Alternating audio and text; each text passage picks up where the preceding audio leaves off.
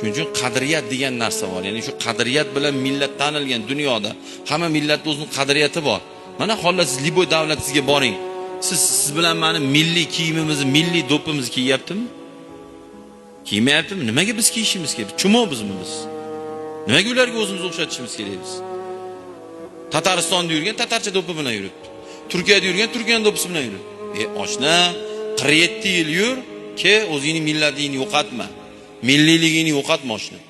Cho'tki yur. E'tiqodingni buzma. Bir marta umraga borib kelib, ha desa, sunnat o'qimayapti ular deydi. Nima bo'pti o'qimasa? Arabiston, nima bo'pti Arabiston bo'lsa? Nima bo'pti ular o'qimasa?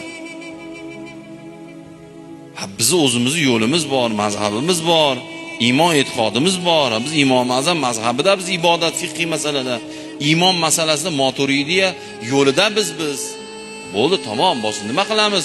Aqa olayib, baqa olayib.